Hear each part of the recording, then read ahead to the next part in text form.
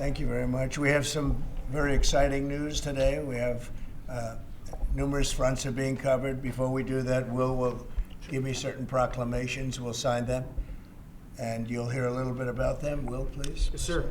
First, we have for your signature 5 official designations of special envoys. The first is Mr. Steve Witkoff, who's actually in the room to be your Middle East envoy.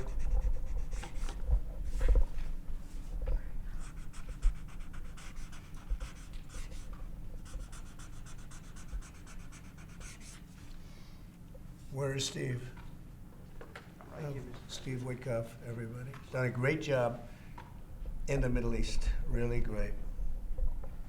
But we'll see how it all turns out. It's complex, but I think he's going to do very well. Next, we have Mauricio Claver Caron to be your special envoy to Latin America, sir. Okay, good man.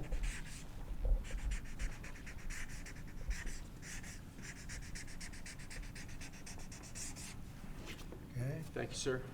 Next, we have retired General Keith Kellogg to be your special envoy on Russian-Ukraine issues. We've made a lot of progress on Russia, Ukraine. We'll see what happens, but a lot of progress has been made. We're going to stop that ridiculous war.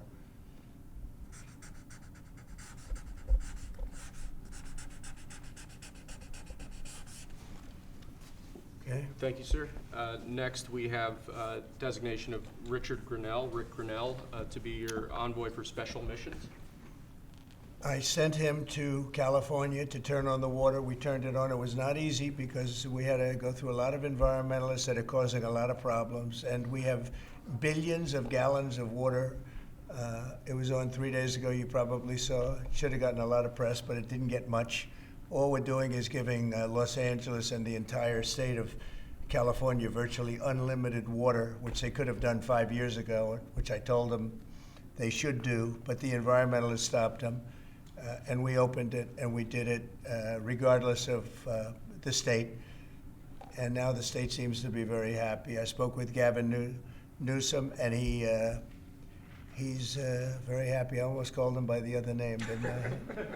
My little nickname for him. But I think they're all happy. They have a lot of water in California. Too bad we didn't have it about 2 months ago, right?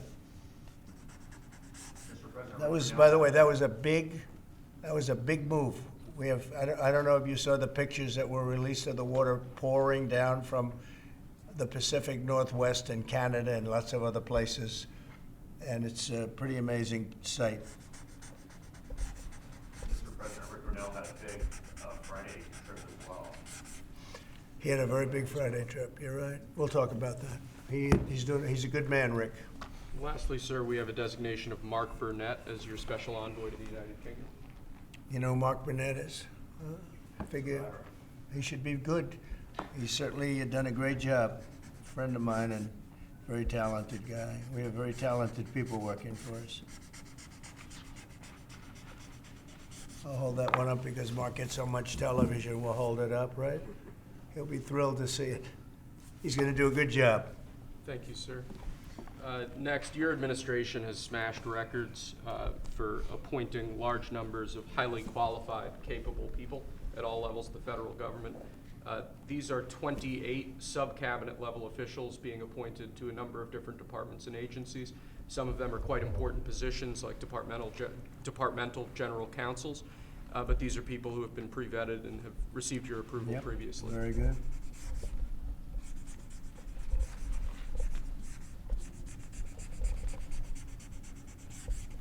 Okay. Thank you, sir. Next, this is an executive order.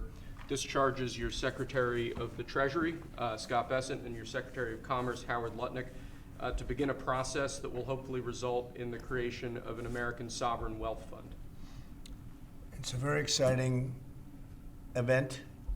We're going to have a sovereign wealth fund, which we've never had. We have a lot of things that create wealth, and you've seen that over the last 2 weeks. I think we've created more wealth.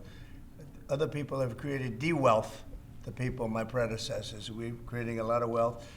Scott, maybe you'd like to say something about it, and I'd ask also Howard to say something about it. Yes, sir. This is very exciting. We're going to stand this thing up within the next 12 months, we're going to monetize the asset side of the U.S. balance sheet for the American people.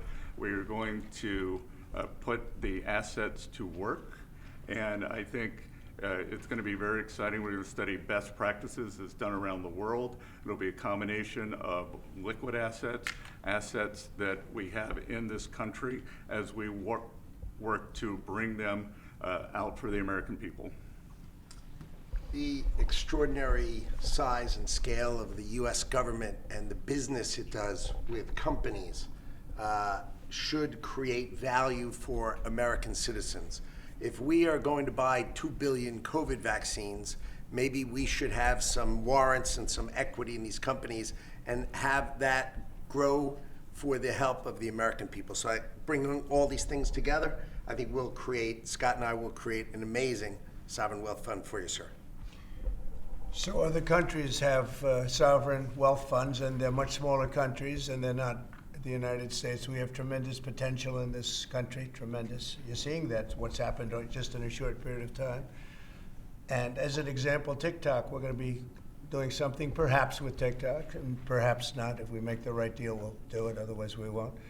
But I have the right to do that, and we might put that in the sovereign wealth fund, whatever we make, or if we do a partnership with very wealthy people, a lot of options, but we could put that as an example in the fund, and we have a lot of other things that we could put in the fund. And I think in a short period of time, we'd have one of the biggest funds, and you know, some of them are pretty large, I must tell you. Some of like the Saudi Arabia fund is on the large side, but eventually we'll catch it. But we're going to create a lot of wealth for the fund, and I think it's about time that this country had a sovereign wealth fund, and these two gentlemen and some others are going to work with them very closely, and they'll be heading it up, and they're going to do a great job. Two highly respected people that have done unbelievably well in the world, in the real world. So that's a big deal, huh? Yes, sir. I think it's going to create value and be of great strategic importance. Mr. President, why is it important for Elon Musk to have access to the payment systems at Treasury?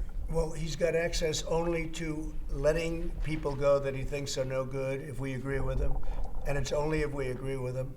He's a very talented guy from the standpoint of management and costs, and we put him in charge of seeing what he can do with certain groups and certain numbers.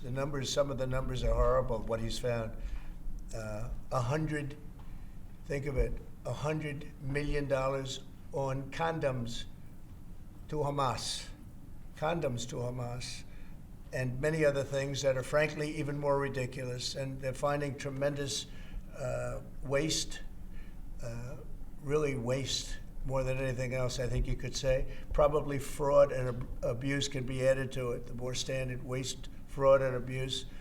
But they're finding tremendous amounts of really bad things, bad spending. You've been writing about some of it, frankly, and some of the things that they've been doing is just terrible. Elon can't do and won't do anything without our approval, and we'll give him the approval where appropriate. Where not appropriate, we won't. But he reports in, and it's something that he feels very strongly about, and I'm impressed because he's running, obviously, a big company. It has nothing to do, if there's a conflict, that we won't let him get near it. But he does have a good natural instinct. He's got a team of very talented people. We're trying to shrink government, and he can probably shrink it as well as anybody else, if not better. Where we think there's a conflict or there's a problem, we won't let him go near it.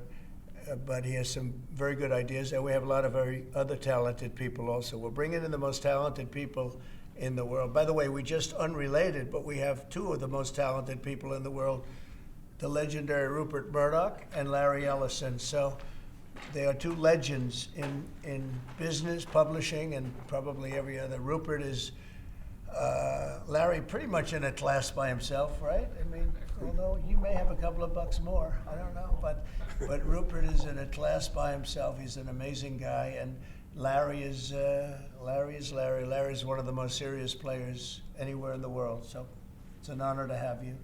This has nothing to do with you people, but they're here, and I thought it would be appropriate. I'm sure you didn't recognize them. They're all going crazy. They're saying, "What are they doing here?"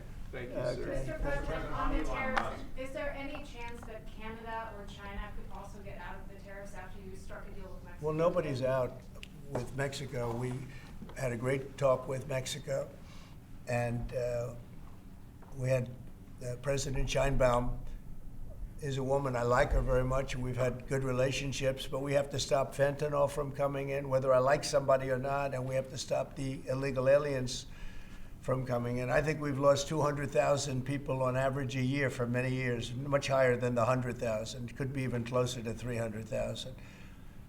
And they've agreed to put in 10,000 soldiers permanently, like forever, 10,000 soldiers at their side of the border and stop fentanyl and illegal aliens from coming into our country. They have a big incentive to do. Other than that, we've agreed to talk and consider various other things. We haven't agreed on tariffs yet, and maybe we will, maybe we won't. But we have a very good relationship. I also spoke with Prime Minister Trudeau of Canada, and we had a good talk in the morning, but I did ask him a couple of questions, like, you know, banks aren't allowed to do business in Canada. Canada is very tough. Canada is very, you know, we're not treated well by Canada, and we have to be treated well. Banks are not, as an example, allowed. Did you know that? That banks, American banks, are not allowed to do business in Canada. Can you believe that? And that's one of many things, and we talked about it, and I think we'll win most of the subjects. But for some reason, a lot of things have been very unfair with Canada. I noticed that in the first term. You deal with people, and after a while you begin to realize, like you learn that Larry Ellison's very tough to do business with, okay? He's a very tough guy. I mean, I'm sure you're shocked to hear that. But Canada is very tough. They're very, very tough to do business with, and we can't let them take advantage of the U.S. They don't take our agricultural product for the most part.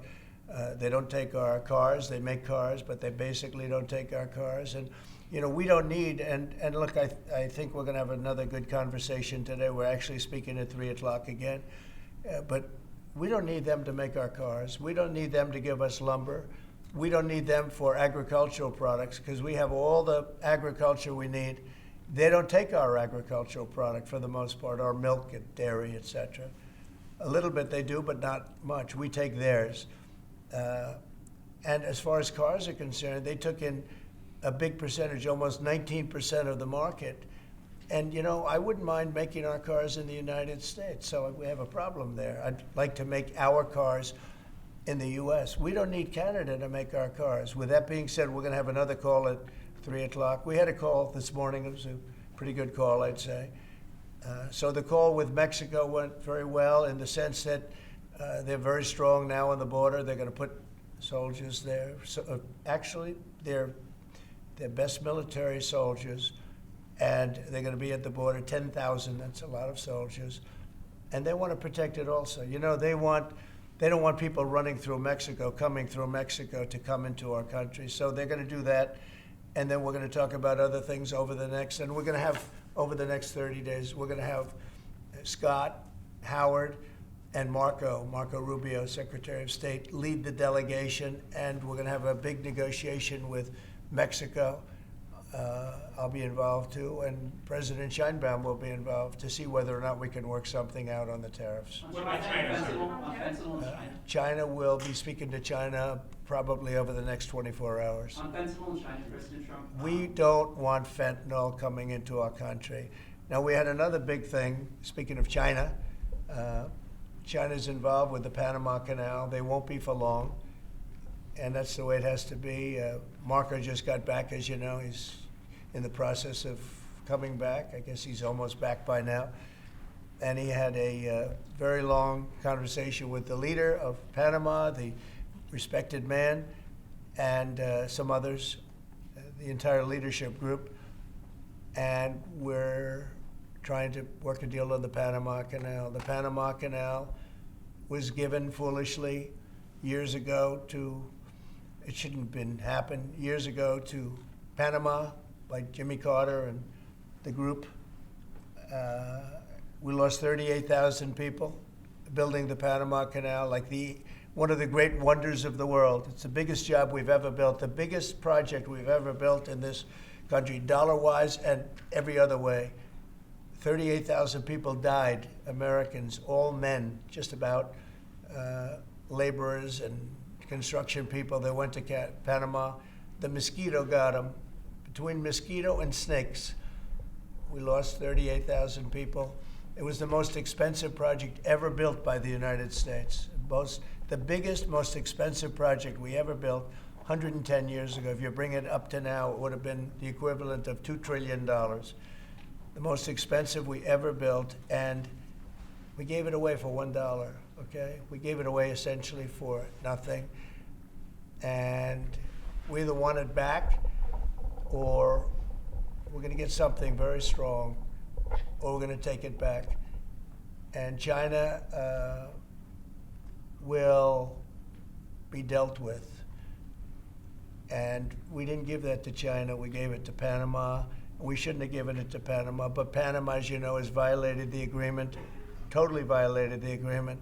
So that's in the process right now. But they did have a very good meeting with the head of Panama. In addition to the tariffs on China, could you say your current thinking about whether China should be forced to pay reparations both for fentanyl deaths and the million? No, I haven't talked about that, but they do have tariffs. Honestly, nobody, the amount of money that was lost and most importantly, the lives lost because of COVID is not something that anybody could ever even imagine.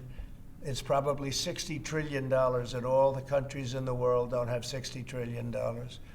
The amount of death and the amount of destruction and the amount of money lost is probably $60 trillion. I had it figured by people about 3 months ago. I just said, figure it out. Nobody knows what the real number is, but it's almost an infinite number, the damage done. No, but I have not discussed that. What I have discussed is we'll have some good meetings with China. We have meetings planned, and we'll see what happens. But that was just an opening salvo. If we can't make a deal with China, then the tariffs will be very, very substantial. Okay, I'm going to sign this one. Sir, this is, you've obviously made making America healthy again a key priority of this administration.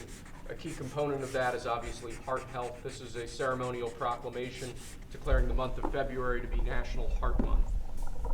Okay. I hear we're doing very well with nominations. We'll see, but it looks like we're doing very well with nominations. Mr. President, have you been involved with calling senators who had some concerns about Tulsi Gabbard or Yes. RFK? Yeah, I've gotten great response. And they want to do what's right, and we've had a good response. I think we'll do well. We have great people like this. We have great, great people coming in. I think I'd like to say the best ever recruited for government. I think we have the finest people ever recruited for government. Will it take an active Congress? And you know what? You're starting to see that because we've done more in 2 weeks than Biden's done in 5 years, 6 years. They could be here between him and Obama. You add it up, okay? We've done more in 2 weeks than they've done in 12 years. Will it take an active Congress to do away with USAID, or do you believe you have? I don't know. I don't think so. No, we've not when it comes to fraud. If there's fraud, these people are lunatics. And if it comes to fraud, you wouldn't have an active Congress. And I'm not sure that you would anyway.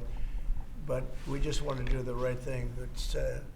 It's something that should have been done a long time ago. It went crazy during the Biden administration. They went totally crazy, what they were doing, and the money they were giving to people that shouldn't be getting it, and to agencies and others that shouldn't be getting it. It was a shame. So they're tremendous fraud. But we'll be doing a report. We'll be giving you that report at the appropriate time. You Yeah. know, in the first term, though, USAID was something that you liked in some respects. I love the concept of it. Yeah, That's the program. sure. I love the concept, but they turned out to be radical left lunatics. And the concept of it is good, but it's all about the people. Mr. President, you said you also want to impose tariffs on the EU. What kind of tariffs are you thinking about? Well, we have massive deficits with the European Union, massive, like $350 billion, if you can believe it. They don't take our farm product. They don't take our cars. They don't take almost anything, but we take their cars. We have millions of cars coming in, BMW and Mercedes-Benz and Volkswagen and just so many different cars, and we don't do anything about that. And we don't charge them tariffs. They make it impossible to sell cars in the European Union. They make it very difficult, agricultural product. They actually don't take it. And they have a lot of excuses. Some of them are the pesticides and the different chemicals used. And Bobby Kennedy actually is looking at that very, very seriously, because maybe it's not necessary to use all of that. You know, we want to be the healthiest country, and we're not. We spend more money on food than anybody else in terms of its creation, but we're not the healthiest country. So maybe there is something to the fact that we shouldn't be using so much chemical, and maybe that'll stop. But Bobby Kennedy is the one, because he is not a believer in all of the things we have done, and neither are the Europeans. So we'll see what happens. But they use it as an excuse not to buy our product. And I asked a couple of the leaders, I don't want to use names, but how many Chevrolets or Fords do you see in the middle of Munich? And the answer is none, because they don't take any cars. They don't take anything. So the European has abused the United States for years, and they can't do that. And they want to make a deal. Let me tell you, in all cases, they all want to make deals. There's nobody that doesn't want to make deals. They've been abusers, and they want to make deals. So we'll see about that. But we'll have, I think, some very fair. All we want is a fair deal. And you know, there's a word, reciprocal. I'd go right now, reciprocal tariffs on everybody, because many of the countries that you feel so horrible about the way they're being treated by Trump, you're saying, oh, President Trump is so terrible to them. Well, they charge us tariffs. European Union has a VAT tax, which is through the roof, okay? It's a similar thing, similar to a tariff. It's a VAT.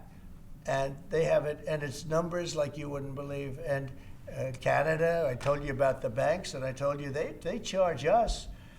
And people don't say that. They don't like to say it.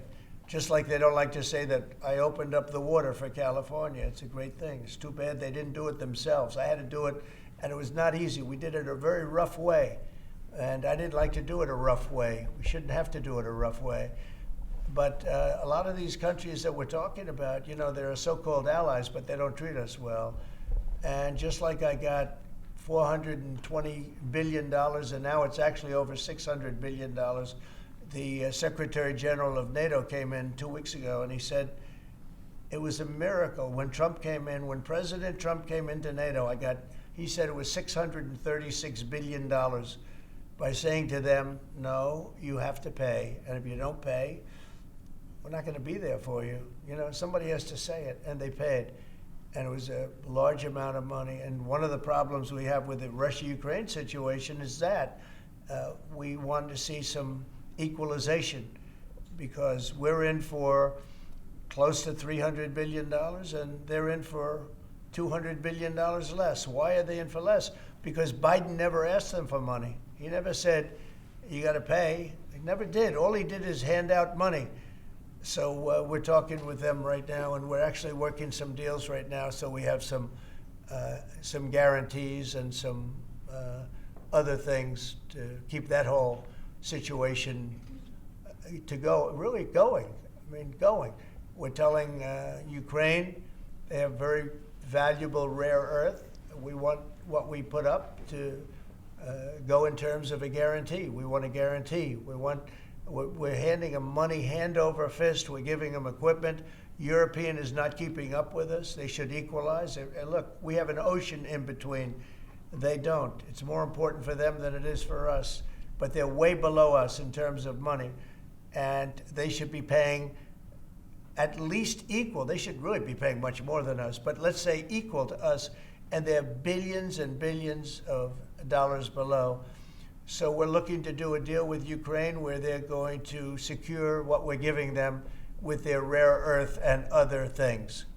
Mr. President, the news they did with Mexico this morning, was that partially related to the market reaction and a criticism from Mr. Murdoch's own newspaper? He called it the dumbest trade war on the editorial page on Saturday. I'm going to have to talk to him about Is this market reaction or concern about? I've been right over the Wall Street Journal many times, I will tell you.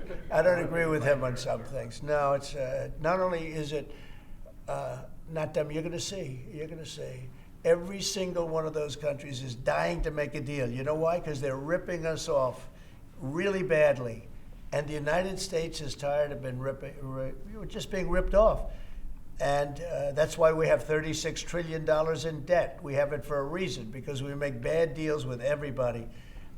And we don't allow that anymore. So the Wall Street Journal is wrong, because very simply, every single country that you're writing about right now is dying to make a deal, because the deals they have right now are so good, and so good for them, and so profitable for them. You didn't know that Canada didn't allow our banks. You didn't know all of these different things. And I think in the end, you're going to see that either very, very substantial tariffs are going to be paid by them, or they're going to make some kind of a deal. Did Sorry, you blink I'm this morning, sorry. or did Mexican President Sheinbaum? Did what? Did you blink this morning? There was no blinking. No, she's a wonderful woman, but she did agree to 10,000 soldiers on the border. I would say that's a lot. Would you say that's pretty good? 10,000 soldiers on the border? Sir, And the 10,000 soldiers are going to keep illegal aliens out, and they're going to keep them out, seriously out, and otherwise they're going to have a big penalty. Mexico's going to be penalized. They're not going to come through Mexico anymore, and they're not going to let the fentanyl come in from China. And China hopefully is going to stop sending us fentanyl, and if they're not, the tariffs are going to go substantially higher. Sir, just to clarify, when you said about Ukraine earlier, the rare earths, is that something you want them to give the rare earths to the United States? Yeah. Okay. I want to have security of rare earth. We're putting in hundreds of billions of dollars.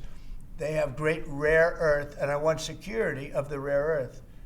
And they're willing to do it. Sir, you Mr. mentioned President, earlier that Elon on Musk. Canada, when you talk to Justin Trudeau again, is there anything he can give you at 3 p.m. when you talk again to also I don't secure know. a pause, I don't know. like you said with Mexico? I don't know. We have big deficits with Canada, like we do with all countries. I mean, I look at some of the deals made, I say, who the hell made these deals? They're so bad. But with Canada, I have a talk with him, and you maybe know or maybe not. We're going to meet again or talk again at 3 o'clock, right after my next meeting, and we'll see what happens. I Anything can't on tell the you what's dates going to you happen. mentioned that he could agree to change your mind on the tariffs? Well, we can always, look, what I'd like to see, Canada become our 51st state. We give them protection, military protection.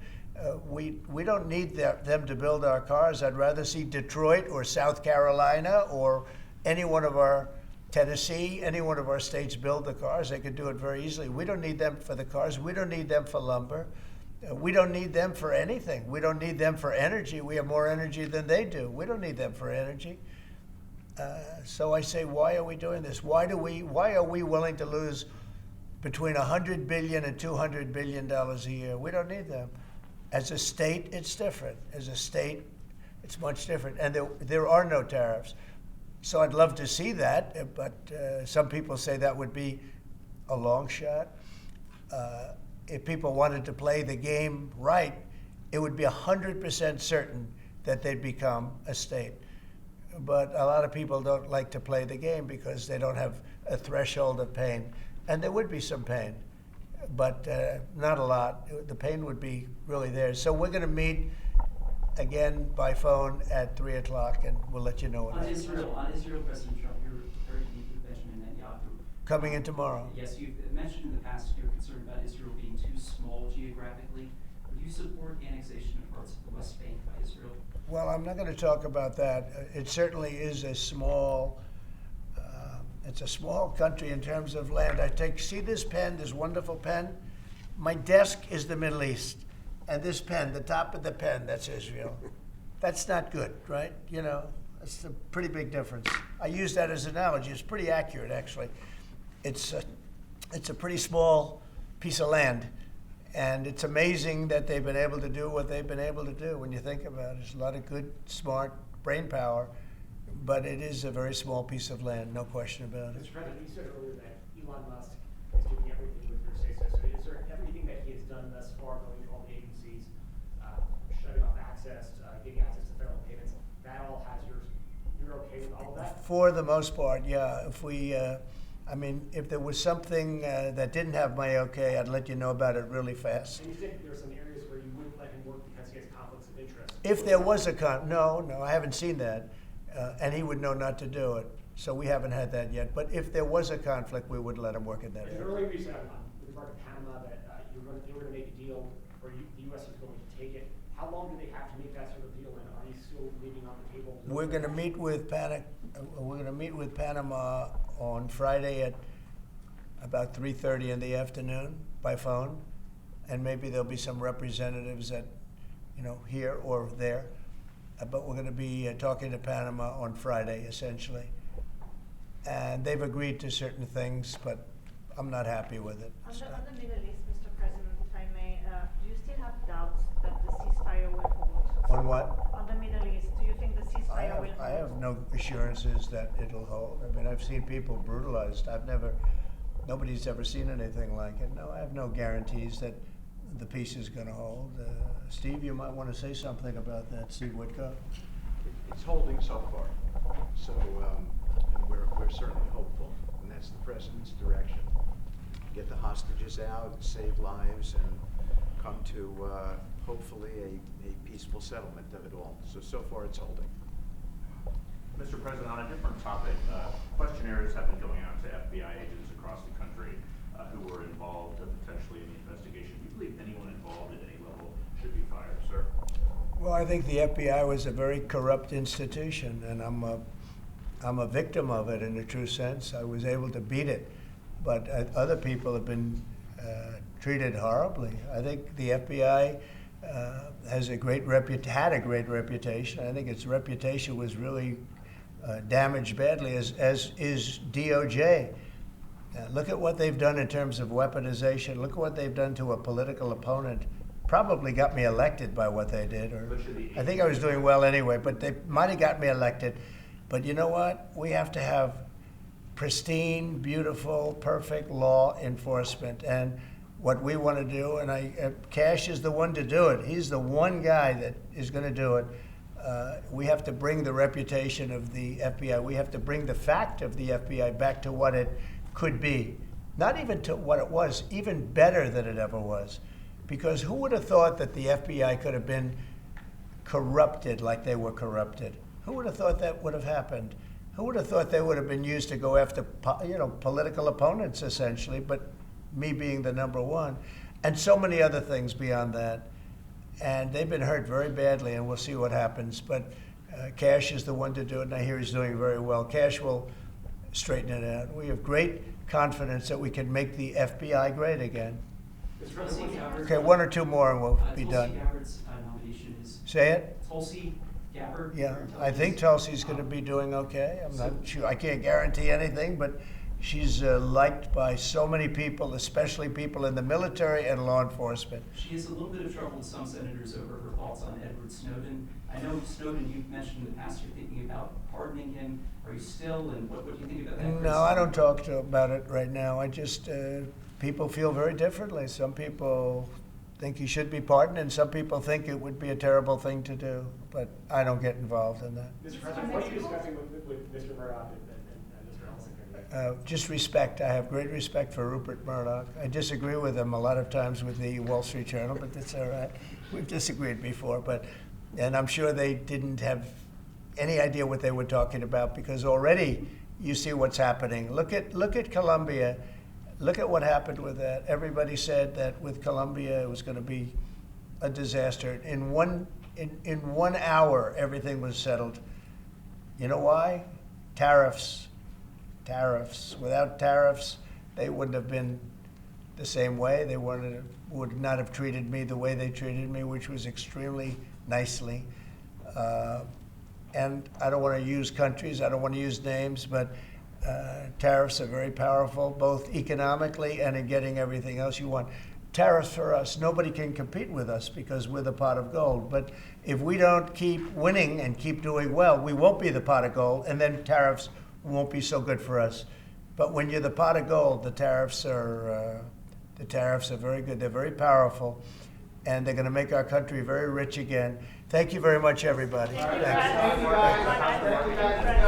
I don't know. Thank you, Fred. Thank you, guys. Let's go. How is the market doing? Thank you, guys. Hey, guys, thank you, guys. Ticked up after. Thank you, guys. Let's go. Thank you, I did. Fred. Guys, let's go. Come on. I don't think about it.